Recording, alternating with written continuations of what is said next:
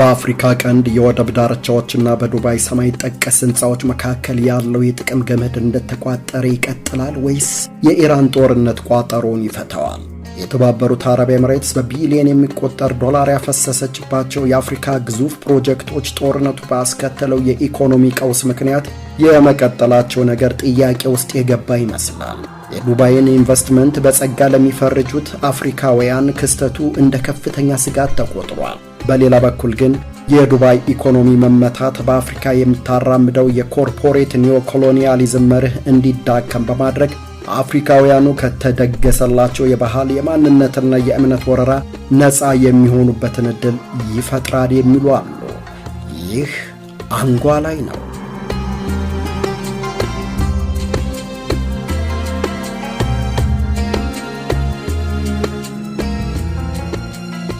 የካቲት 21 2018 ዓ.ም ከምሽቱ 12:47 ገደማ የመጀመሪያው የኢራን ሚሳኤል ዱባይ ላይ አረፈ። ምድር ቀውጢ ሆነች። ሕንፃዎቿ በእሳት ቋያ ነደዱ። ግንቦቿ በፍንዳታው ተናዱ። ዕድሜ ሀብት ላፈራው ዝማኔዋ ከ48 ሰዓታት በኋላ ቃጠሎውን ተቆጣጠረችው። የተሰባበሩ መስተዋቶች ተጠረጉ። የግንብ ፍርስራሾች ጸዱ። አዎ በእርግጥ የሆቴል ሕንፃ እንጂ የሰው ነፍስ ፍጡር የፈጠራቸው የአውሮፕላን ማረፊያ ጣቢያዎች እንጂ የእግዚአብሔር ሥራዎች አይደሉም። እናም ቢጎዱ ይጠገናሉ፣ ቢጠፉ ይተካሉ። በባህር ላይ ደሴቶችን የደሰተችው፣ በበረሃ ላይ ሰማይ ጠቀስ ፎቆችን ያቆመችው ዱባይ ወድቆ መነሳት ላይገዳት ይችላል። ችግሩ ጉዳቱ ቁሳዊ ብቻ ለመሆኑ ነው። የኢራን ሚሳኤሎች ዱባይ ላይ ሲያርፉ ሕንፃዎቿን ብቻ አልነበር የሚያደቀቁት፣ በራስ መተማመኗን ጭምር እንጂ። ቱሪዝሟ ተመታ። አየር መንገዷ መንገድ አልባ ሆነ። ንግዷ ተንገዳገደ። የሀብት መሠረት የሆኑት ቁልፎቿ ተሰበሩ። እንዲህ አይነት ጉዳት ደግሞ ከጭሱ ጋር አብሮ አይበተንም። ከፍርስራሹ ወይም ከስብርባሪው ጋር አብሮ አይጠረግም። ጥቃቱ ከተፈጸመ ጀምሮ የባሕረ ሰላጤው ኢኮኖሚ ላይ ታይቶ የማይታወቅ ጫና መፈጠሩን ዘገባዎች ያመለክታሉ። በእርግጥ ባለሥልጣናቱ ጠላት አይደሰት ወዳጅም አይክፋው በሚል ይመስላል ስለ ጥንካሬ ያወራሉ፣ ስለ ማገገም ይናገራሉ። ችግሩ የተሰበረ መታመን እንደፈረሰ ሕንፃ በቀላሉ ይጠገናል የሚለው ነው። ሚሊዮኖች ዶላሮችን የሚመነዝሩ ቱሪስቶች ዱባይን የሚዝናኑባት ሳይሆን የሚገነዙባት ምድር አድርገው በአደገኛ ቀጠናነት ፈርጀዋታል። ኢንቨስተሮች ዱባይ እንደወትሮ በመካከለኛው ምስራቅ ደህንነቱ የተጠበቀ መውጫ በር ናት ወይ ብለው መጠየቅ ጀምረዋል። አየር መንገዶች በረራዎችን ሲሰርዙ፣ መድን ሰጪዎች የኢንሹራንስ ዋጋን ሲጨምሩ፣ ዓለም አቀፍ ኩባንያዎች በእያንዳንዱ ውሳኔያቸው ላይ የጦርነትን ስጋት ግምት ውስጥ ማስገባት ሲጀምሩ ምን ሊፈጠር ይችላል? እንደ ዓለም የጉዞና የቱሪዝም ምክር ቤት መረጃ ይህ ቀውስ በቀጠለ ቁጥር ዱባይ በየቀኑ ከቱሪዝም ኢንዱስትሪው በአማካይ ታገኝ የነበረውን 600 ሚሊዮን ዶላር እያጣች ነው። አቪዬሽን፣ ሪል ስቴት፣ ፋይናንስ እና የመርከብ ትራንስፖርት ሲጨመሩበት አጠቃላይ የኢኮኖሚ ጉዳቱ እጅግ የላቀ መሆኑን ለመገመት የምጣኔ ሀብት ዕውቀት አይጠይቅም።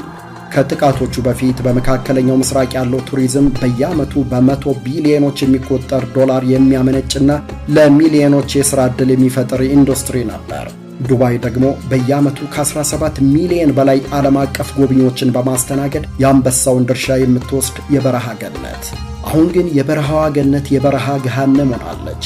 የምጣኔ ሀብት ተንታኞች እንደሚያስረዱት አለመረጋጋቱ ከቀጠለ ቀጠናው በ2026 ብቻ ከጎብኚዎች የሚያጣው ገንዘብ ከ34 ቢሊዮን እስከ 56 ቢሊዮን ዶላር ተገምቷል። ዱባይም የኪሳራውን ከፍተኛ ድርሻ ትሸከማለች ተብሎ ይጠበቃል። የጥቃቱ ተጽዕኖ እጅግ ፈጣን ነበር። የመጀመሪያዎቹ ጥቃቶች በተፈጸሙ በጥቂት ቀናት ውስጥ ሆቴል እንዲያዝላቸው የሚያስመዘግቡ ሰዎች ቁጥር 60 በመቶ ቀነሰ። ለወራት አስቀድመው የተያዙ ሆቴሎች ባዷቸውን ቀሩ። ለአንድ ሌሊት ብቻ በሺዎች የሚቆጠር ዶላር የሚያስከፍሉት ቅንጦቹ የፓልም ጁሜራ ሰው ሰራሽ ደሴቶች ከሳምንታት በፊት ተራ ይጠበቅባቸው የነበሩት ሪዞርቶች ወና ሆነው የሰው ትንፋሽ ናፈቃቸው።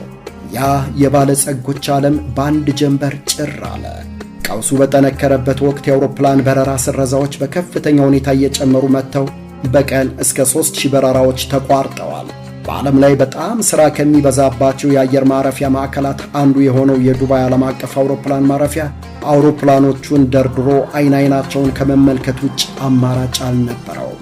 ኤምሬትስ አየር መንገድ ለበርካታ ቀናት ሥራውን አቆመ። ዱባይን የዓለም አቀፍ ትራንዚት ማዕከል አድርጎ የገነባው አየር መንገድ በረራዎቹን ሙሉ በሙሉ ሰረዘ። ተርሚናሎቹ ብቻቸውን ቀሩ። በእርግጥ ኤምሬትስ ለ83 መዳረሻዎች የሚሆን 106 ዕለታዊ በረራዎችን በመጀመር ለማገገም ብትሞክርም ያረፈባት ጡጫ ግን አለሁ ከማለት ያለፈ ቆሞ ለመራመድ የሚያስችላት አይደለም የሚሉት በርካቶች ናቸው። በትክክልም እያንዳንዱ የተሰረዘ በረራ፣ እያንዳንዱ ባዶ የቀረ የቢዝነስ ክላስ ወንበር፣ እያንዳንዱ ዱባይን ዘሎ ወደ ሲንጋፖር፣ ሪያድ ወይም ዶሃ የተዛወረ ዓለም አቀፍ ጉባኤ የኪሳራው አካል ነው።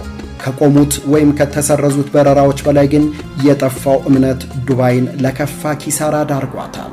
ምቱ ከፍተኛ ጉዳት ካሳረፈባቸው ዘርፎች ባንክና ሪል ስቴት የሚገኙበት ሲሆን ዱባይን ያነቃቋትም ያነቃነቋትም የውጭ ሀገር ባለሀብቶች ንብረታቸውን ሸጠው ከሀገር ለመውጣት የቀደማቸው የለም።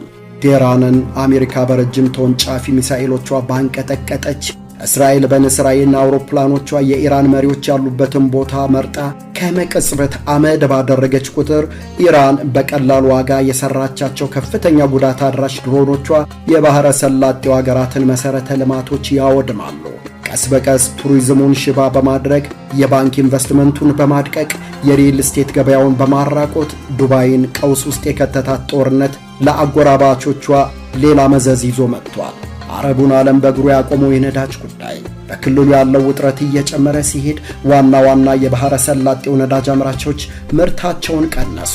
እስከ መጋቢት 1 2018 ድረስ ኩዌት፣ ኢራቅ፣ ሳዑዲ አረቢያና የተባበሩት አረብ ኤምሬትስ በጋራ በቀን ወደ 6.7 ሚሊዮን በርሜል የሚጠጋ ምርት ቀንሰዋል። እንዲህ አይነቱ የምርት አቅርቦት ማነስ ተጽዕኖ በመካከለኛው ምስራቅ ላይ ብቻ አይቆምም፣ አጠቃላይ የዓለምን ኢኮኖሚ አናውጦታል። በጥቂት ቀናት ውስጥ አንድ በርሜል ድፍድፍ ነዳጅ ከ$70 ወደ $110 ተተኩሷል። አንዳንድ ተንታኞች ግጭቱ ከቀጠለ ወይም ከተስፋፋ ዋጋ ወደ $150 ሊያሻቅብ እንደሚችል አስጠንቅቀዋል። የዋጋ ንረቱ ጦስ የምርት አቅርቦቱ ጣጣ ለኢትዮጵያም የተረፋት ይመስላል። ይህ የምታዩት በደሴና ኮምቦልቻ አካባቢዎች የሚስተዋል እውነት ነው። ነዳጅ ለማግኘት አናዳጅ ወረፋ መጠበቅ ግድ ነው። ዋና መንገዶች በተሽከርካሪዎች ተጨናንቀው የትራፊክ ፍሰቱን አስተጓጉለውታል። ሰራተኞች በሥራ ሰዓት የሥራ ገበታቸው ላይ ለመገኘት ከ5 ኪሎ ሜትር የበለጠ የእግር ጉዞ ማድረግ ይጠበቅባቸዋል። ከደሴ 20 ኪሎ ሜትር ርቀት ወደምትገኘው ኮምቦልቻ ለማቅናት ለወትሮው ይከፈል የነበረው 75 ብር ወደ 150 ተምዘግዝጓል። ሕፃናትን ወደ ትምህርት ቤት የሚያደርሱ የኮንትራት ተሽከርካሪዎች በነዳጅ እጦት ሥራ የሚያቆሙበት አጋጣሚ ተስተውሏል። ዱባይ ነዳጅ አምራች ከሚባሉት ሀገር ተርታ ብትፈረጅም እንደ ሳዑዲ አረቢያ፣ ኢራቅና ኩዌት ኢኮኖሚዋ በነዳጅ ኤክስፖርት ላይ የተንጠለጠለ አይደለም። ይልቁንም በዓለም አቀፍ ንግድ፣ በቱሪዝምና በፋይናንስ ዘርፎች ላይ የተመሰረተ ነው። የነዳጅ ዋጋ መጨመሩ የገቢ ዕቃዎችን ዋጋ፣ የትራንስፖርት፣ የምግብና የኃይል ወጪዎችን ይጨምራል። ይህም ኢኮኖሚያቸውን በገቢ ዕቃዎች ላይ ላስደገፉ እንደ ዱባይ አይነት ሀገራት ጉዳቱ ከሚሰላውም በላይ ይሆናል። ዓለም አቀፍ የጉዞ ዋጋ ውድ ሲሆን ዱባይ የምትመካባቸው ቱሪስቶቿና ኩባንያዎቿ ተስፋ ይቆርጣሉ። አማዞን፣ ጎግል፣ PwC፣ ዴሎይት እና ቤክቴልን ጨምሮ ከ600 በላይ ግዙፍ ኩባንያዎች ዱባይን ትተው ማረፊያቸውን ሪያድ አድርገዋል። ከ12.5 ትሪሊዮን ዶላር በላይ የሚያወጣ ንብረት ያለው ብላክ ሮክ ቢሮውን ሳዑዲ ውስጥ እንዲከፍት ፈቃድ አግኝቷል። ለምን ቢባል ምላሹ ቀላል ነው። ዱባይ ደህንነቷ እንደ ወትሮው አስተማማኝ አይደለም። የኢራን ሚሳይሎች የዱባይ ሆቴሎችን፣ አውሮፕላን ማረፊያዎችንና ግዙፍ ተቋማትን ሲመቱ ሪያድ ከዱባይ አንጻር በጣም የተሻለች ሆና ታየች። አጋጣሚው ቀንደኛ ኢኮኖሚ ተቀናቃኟ ላይ ብልጫ እንደሚያስገኝላት የተረዳችው ሳዑዲ አረቢያም እጇን ዘርግታ ተቀበለቻቸው። የዱባይ ኢኮኖሚያዊ ውድቀት ሁለት ጽንፍ ያለው አስተያየት አስተናግዷል። አንደኛው ጦርነቱን ተከትሎ የዱባይ ኢኮኖሚ መጎዳቱ በተለይ በአፍሪካ የጀመረቻቸውን የኢንቨስትመንት እንቅስቃሴዎች እንዲስተጓጎል ሊያደርገው ይችላል የሚል ስጋት ነው። በሌላ መልኩ የዱባይ ኢኮኖሚ መመታቱ በአፍሪካ እየተገበረችው ያለውን የኮርፖሬት ኒዮ ኮሎኒያሊዝም እንቅስቃሴ ለጊዜው እንዳትቀጥልበት ያደርጋል የሚሉም አልጠፉ። ይህ አስተያየት በተለይ በአፍሪካ ቀንድ ሀገራት ላይ በኢንቨስትመንት ሰበብ ዱባይ የዘረጋችው የሃይማኖት ማስፋፋትና የቅኝ ግዛት ድርጊቶች ስለሚቆሙ ሕዝቡ የራሱን ማንነት ለማስከበር ጊዜ ያገኛል ከሚል እሳቤ የመነጨ ይመስላል። ኢኮኖሚያዊ ጉዳቱ በአፍሪካ የጀመረቻቸውን የኢንቨስትመንት እንቅስቃሴዎች ያስተጓጉላል የሚሉትን ወገኖች ሐሳባቸውን እናንሳ። አፍሪካ ሴንተር ፎር ስትራቴጂክ ስተዲስ ሐምሌ 2017 ያወጣው ሪፖርት እንደሚያስረዳው የተባበሩት አረብ ኤምሬቶች፣ ሳዑዲ አረቢያና ቱርክ በአፍሪካ ቀንድ 69 ቢሊዮን ዶላር የሚያወጡ የተለያዩ ኢንቨስትመንት መስኮች ላይ ተሰማርተዋል። ከኢንቨስትመንቶቹ ውስጥ ደግሞ 60 በመቶውን የያዙት የተባበሩት አረብ ኤምሬቶች ናቸው። መሰረቱን ኤምሬትስ ያደረገው ዲፒ ወርልድ ብቻ በበርበራ፣ ሶማሊላንድ፣ በቦሳሶ፣ ፑንትላንድ እና በሌሎች የአፍሪካ ማዕዘናት ላይ የጀመራቸው ግዙፍ የወደብ ፕሮጀክቶች ከፍተኛ የካፒታል ፍሰት ይፈልጋሉ። የኤምሬትስ ኢኮኖሚ ከተመታ ዘመናዊ የወደብ ተርሚናሎችና ነፃ የንግድ ቀጠናዎች ግንባታቸው ሊዘገይም ሊስተጓጎልም ይችላል። በእነዚህ ፕሮጀክቶች ዙሪያ የተፈጠሩና ሊፈጠሩ የታሰቡ የሥራ ዕድሎች አደጋ ላይ ይወድቃሉ። የረጅም ጊዜ የኢኮኖሚ እድገታቸውን ከእነዚህ የውጭ ኢንቨስትመንቶች ጋር ያቆራኙ የአካባቢው ሀገራት ከፕሮጀክቶቹ የሚጠብቁት የታክስና የኪራይ ገቢ ከቀነሰ ደግሞ ለበጀት ቀውስ ይዳረጋሉ። ከበርበራ ወደ ኢትዮጵያ የሚዘረጋውን የንግድ ኮሪደር በምሳሌነት የሚያነሱ የምጣኔ ሀብት ተንታኞች ዱባይ ኢኮኖሚዋ አሁን ባለው አሳሳቢ ጉዳት ከቀጠለ በገንዘብ እጥረት ምክንያት የንግድ ኮሪደሩ ሊቀዛቀዝ ይችላል ባይ ናቸው። ኢንቨስትመንቱ የተቋረጠባቸው ሀገራትም ቻይናን፣ ቱርክን ወይም ሳውዲ አረቢያን ወደ መሳሰሉ ሀያላን ፊታቸውን እንዲያዞሩ ያደርጋቸዋል የሚል መላምትም ይሰነዝራሉ። የዱባይ ኢኮኖሚያዊ ጉዳት የተባበሩት አረብ ኤምሬትስ በአፍሪካ ቀንድ ሀገራት ላይ የዘረጋችው ስውር አጀንዳ እውን እንዳይሆን አሊያም ተጽዕኖ ዝቅ እንዲል እድል ይሰጣል የሚሉ ደግሞ ሌሎች ናቸው። እነዚህ ወገኖች ዱባይ በአፍሪካ ቀንድ ሀገራት ላይ በኢንቨስትመንት ስም የምታደርገውን መስፋፋት ኮርፖሬት ኒዮኮሎኒያሊዝም ይሉታል። ቀድሞ በወታደራዊ ወረራ አገራትን ተቆጣጥሮ ቅኝ መግዛት ስልት በዘመናዊ የኢኮኖሚ ተጽዕኖ፣ በካፒታል ፍሰትና በኮርፖሬት ስምምነቶች ተተክቷል። ኮርፖሬት ኒዮኮሎኒያሊዝም በቀጥታ መሬትን ወይም ሀብትን በኃይል ከመያዝ ይልቅ ለረጅም ዓመታት የሚቆይ የወደብ፣ የሪል ስቴት ወይም የግብርና ውሎችን በመፈረም የሀገርን ሀብት በስልታዊ መንገድ ይቆጣጠራል። እንዲህ አይነቱ ስምምነት በአንዳንዶች ዘመናዊ ስርዓት የሚል ስያሜ ተሰጥቶታል። አገራቱ ከዓመታት በኋላ የራሳቸውን ሀብት በራሳቸው ማስተዳደር ቢፈልጉ እንኳ በውሉ ምክንያት አይቻላቸውም። ውሉን ለማቋረጥ ቢሞክሩ ደግሞ በዓለም አቀፍ ፍርድ ቤት በቢሊዮን የሚቆጠር ዶላር ካሳ መክፈል ግድ ይላቸዋል። ትርፍን እንጂ ሰብአዊ መብትን አያውቅም ተብሎ በብዙ በሚወቀሰው ኮርፖሬት ኒዮኮሎኒያሊዝም ስማቸው ደጋግሞ የሚነሳው የኤምሬትስ ኩባንያዎች ናቸው። በተለይ በአፍሪካ ቀንድ አገራት በልማታዊ ስም ለሚንቀሳቀሱ የኤምሬትስ ኩባንያዎች ምቹ ቦታ ለማመቻቸት ሲባል በሺዎች የሚቆጠሩ ነባር ነዋሪዎች ከከተማ መሃል ይፈናቀላሉ፣ ለባዕዳን የሚሆኑ ዘመናዊ ከተሞች ይገነባሉ፣ የአገሬው ተወላጅ በገዛ አገሩ ባይተዋር እንዲሆን ይደረጋል ይላሉ እነዚህ ተቺዎች። በግብርና ኢንቨስትመንት ስም ሰፋፊ ለም መሬቶችን መረከባቸውም በአገር ውስጥ የምርት ፍላጎት ላይ የተጫነ ቋጥኝ ተደርጎ መታየቱ አልቀረም።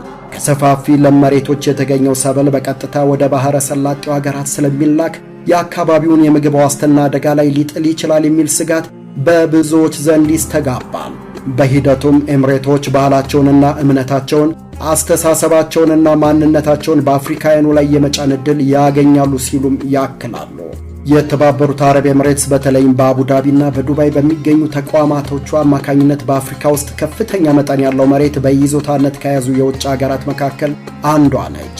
በምስራቅ አፍሪካ ቀጠና ውስጥ የተጠናቀቁት የግብርና መሬት ግዢዎች አጠቃላይ ስፋት በግል ስምምነቶች ምክንያት ግልጽነት ቢጎድላቸውም በመላ አህጉሪቱ 56 የመሬት ስምምነቶችን ፈጽማለች። እንደ ሱዳን፣ ኢትዮጵያና ሶማሊያ ባሉ ሀገራት ደግሞ ተጨማሪ 14 ስምምነቶች ለመፈጸም በድርድር ሂደት ላይ እንደምትገኝ መረጃዎች ይጠቁማሉ። ከዚህ በመነሳት ነው የተባበሩት አረብ ኤምሬትስ በኢራኑ ጦርነት የሚደርስባት ኢኮኖሚያዊ ጉዳት ምናልባትም የአፍሪካ ሀገራት ተገደው ከገቡበት ማነቆ እንዲወጡ ዕድል ሊፈጥርላቸው ይችላል የሚል መላምት የጫረው። በአጠቃላይ የተባበሩት አረብ ኤምሬትስ በአፍሪካ ቀንድ ላይ የዘረጋችው ግዙፍ የኢንቨስትመንት መረብ በሁለት ስለታም ጎራዴዎች መሃል ይገኛል። በአንድ በኩል የዱባይ ኢኮኖሚያዊ መንገጫገጭ እንደ ዲፒ ወርልድ ያሉ ግዙፍ ፕሮጀክቶችን በማስተጓጎል የአካባቢውን ሀገራት ለበጀት ቀውስና ለሥራ አጥነት ስጋት ሊዳርግ ይችላል። በሌላ በኩል ግን ይህ ክስተት አገራቱ በልማት ስም የገቡበትንና ሉዓላዊነታቸውን አሳልፎ የሰጠውን የኮርፖሬት ኒዮኮሎኒያሊዝም ቀንበር ሰብረው እንዲወጡ ዕድል ይፈጥርላቸዋል። ጥያቄው ግን የአፍሪካ ቀንድ አገራት ከኤምሬትስ ጥገኝነት ቢላቀቁ እንኳ የተፈጠረውን ክፍተት ተጠቅመው የራሳቸውን ብሔራዊ ጥቅም ያስከብራሉ ወይስ ሌላ አዲስ ጌታ ፍለጋ ወደ ቻይናና ቱርክ ያመራሉ የሚለው ነው። የዱባይ የኢኮኖሚ ውድቀት ለአፍሪካውያን የነጻነት ደወል ወይስ የህልም መቃብር? ቋጠሮውን ጊዜ የሚፈታው ቢሆንም አሁን ላይ ግን ቀጠናው ከውጭ እርዳታና ኢንቨስትመንት ይልቅ የራሱን ማንነትና ሀብት የሚያስከብርበት ጊዜ ላይ መድረሱ